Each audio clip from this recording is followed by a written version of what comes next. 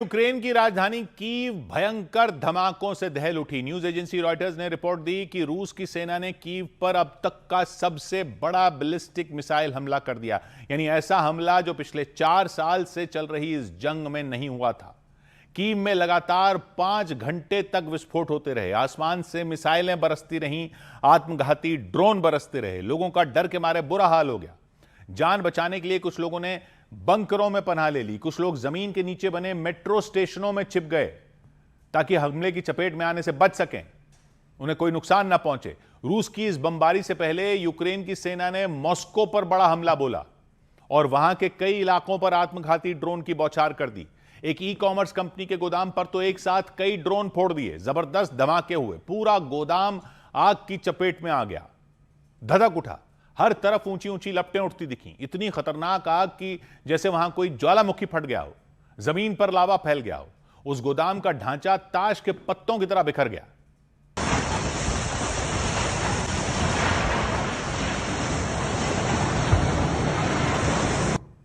आग लगी तो उसे बुझाने का काम भी शुरू किया गया। फायर ब्रिगेड की गाड़ियां पहुंच गईं, हेलीकॉप्टर पहुंच गए, जमीन से पानी की बौछार शुरू की गई, आसमान से पानी की बौछार शुरू की गई। लेकिन ड्रोन हमले के बाद लगी वो आग तब तक बेकाबू हो चुकी थी। मामला हाथ से निकल चुका था। आग ने गोदाम के एक एक कोने को अपनी गिरफ्त में ले लिया था।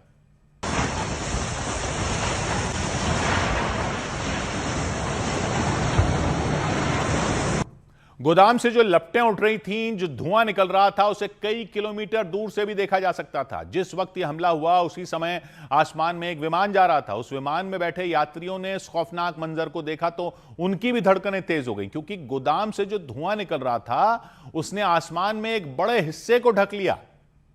न्यूज एजेंसी रॉयटर्स ने रिपोर्ट दी कि यूक्रेन ने मॉस्को और उसके आसपास के इलाकों पर सैकड़ों ड्रोन बरसा दिए। इन हमलों में 8 लोगों की जान जाने की खबर आई, 60 से ज्यादा लोग घायल बताए गए। और ई कॉमर्स कंपनी के जिस गोदाम में आग लगी वो तो लगभग पूरी तरह जल गया। लाखों करोड़ों का माल राख हो गया। इसी के बाद पुतिन की सेना ने पलटवार किया, हथियारों के जखीरे से अपनी सबसे खतरनाक मिसाइलों को निकाल लिया और उन्हें यूक्रेन के दिल यानी उसकी राजधानी कीव पर दाग दिया।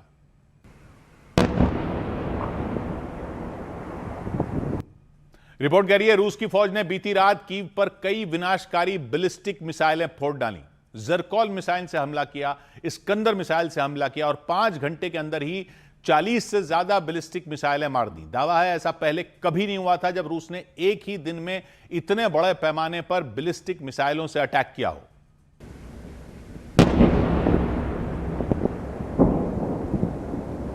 बैलिस्टिक मिसाइल बिजली की तेजी से वार करती है। इसे जब लॉन्च किया जाता है तो यह सीधे दुश्मन के ठिकाने की ओर नहीं बढ़ती, बल्कि ऊपर आसमान में जाती है और अंतरिक्ष में चली जाती है। वहां जहां ग्रेविटी का कोई असर नहीं होता, गुरुत्वाकर्षण का कोई असर नहीं होता, वहां से जब यह मिसाइल लौटती है तो बेहिसाब रफ्तार हासिल कर लेती है। फिर दुश्मन के ठिकाने पर ऐसा विस्फोट होता है मानो कोई उल्का पिंड गिर गया हो। आसपास के इलाके भी हिल जाते हैं, दहल जाते हैं। इतनी खतरनाक होती है यह बैलिस्टिक मिसाइल। हालांकि ज़ेलेंस्की ने दावा किया कि उनकी सेना ने रूस के ज्यादातर बैलिस्टिक हमले नाकाम कर दिए, उसकी मिसाइलों को हवा में ही तबाह कर दिया। लेकिन कई मिसाइलें यूक्रेन के हवाई सुरक्षा को तोड़ने में सफल हुई। वो जिस भी इलाके में गिरी वहां वो धमाकों से कांप उठे।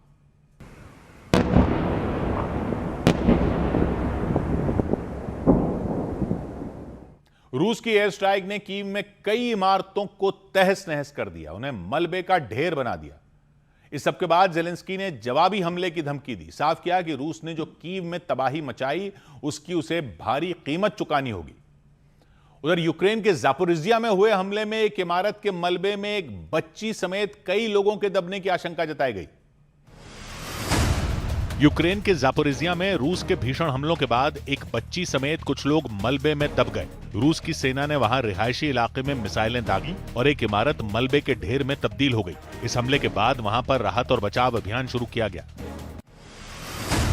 अमेरिका और ईरान में जारी तनाव के बीच हफ्ते के पहले कारोबारी दिन अंतर्राष्ट्रीय बाजार में कच्चे तेल की कीमतों में करीब 2% की बढ़ोतरी दर्ज की गई, जिसके बाद कच्चे तेल की कीमतें प्रति बैरल $90 के पार पहुंच गईं। अमेरिका और ईरान के बीच युद्ध से एक बार फिर कच्चे तेल के दाम में उबाल आया। इसकी वजह से सेंसेक्स और निफ्टी दोनों गिर गए। प्राइवेट बैंकों ने भी मार्केट पर तगड़ा दबाव बनाया। दो दिग्गज प्राइवेट बैंकों की गिरावट से इंट्राडे में सेंसेक्स 700 से भी ज्यादा अंक गिर गया। हालांकि ब्रॉडर लेवल पर रौनक दिखी, मिड कैप और स्मॉल कैप इंडेक्स चढ़कर बंद हुए। ग्राहकों से जबरन सर्विस चार्ज वसूलने के मामले में केंद्रीय उपभोक्ता संरक्षण प्राधिकरण ने 40 से ज्यादा रेस्टोरेंट पर कार्रवाई शुरू कर दी। प्राधिकरण के मुताबिक ये रेस्टोरेंट ग्राहकों के बिल में 5 से 10% तक सर्विस चार्ज जोड़ रहे थे और कई ग्राहक इसे जीएसटी समझकर भुगतान भी कर रहे थे। उधर ईरान जंग के बीच अमेरिका ने इस बात की पुष्टि कर दी कि हवाई हमले में उसके 3 सैनिकों की मौत हो गई। वो ईरान के मिसाइल हमले में मारे गए। 2 सैनिक जॉर्डन में मारे गए, 1 सैनिक की मौत इराक में हुई। 3 सैनिकों की जान जाने पर अमेरिका बुरी तरह भड़क गया, बदले की आग में जल उठा। उसने एक बार फिर ईरान पर अटैक कर दिया। अमेरिका के लड़ाकू विमान एक बार फिर ईरान में घुस गए और उसके मिलिट्री बेसों पर भयंकर बमबारी कर दी। आग उगलती मिसाइलों की बौछार कर दी।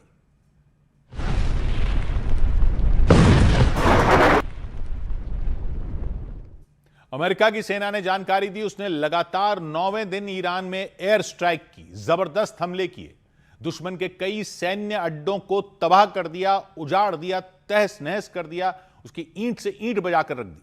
अमेरिका दावा है कि इस हमले ने ईरान की आईआरजीसी सेना को तगड़ी चोट दी, मिसाइलों की खेप बर्बाद कर दी, उसकी ड्रोन की खेप बर्बाद कर दी, गोला बारूद की खेप बर्बाद कर दी, दूसरे खतरनाक हथियारों सबकी खेप उसने बर्बाद कर दी। इस हमले के बाद डोनाल्ड ट्रंप ने बयान दिया कि उनकी फौज ने बीती रात ईरान पर कहर ढा दिया, खतरनाक हमले कर दिए, उन अमेरिकी सैनिकों के सम्मान में हमले किए जिनकी जंग में मौत हुई। अमेरिका के रक्षा विभाग पेंटागन ने बताया कि युद्ध में उसके 3 सैनिकों की जान चली गई। 2 सैनिक जॉर्डन में ईरान के मिसाइल हमले का शिकार हुए। वो वहां अमेरिका के एयरबेस मुवफ्फक सल्ती एयरबेस पर तैनात थे। 3 दिन पहले ईरान ने वहां बहुत बड़ा हमला करने का दावा किया था, अमेरिका के कई लड़ाकू विमानों को बर्बाद करने का दावा किया था।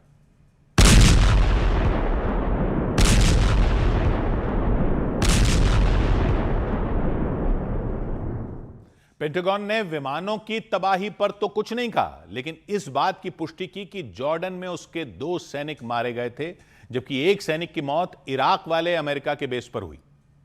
ट्रंप के मुताबिक अमेरिका के जिन सैनिकों ने जान गंवाई, उनका एक ही मकसद था कि ईरान को परमाणु बम बनाने से रोकना है, न्यूक्लियर ताकत बनने से रोकना है।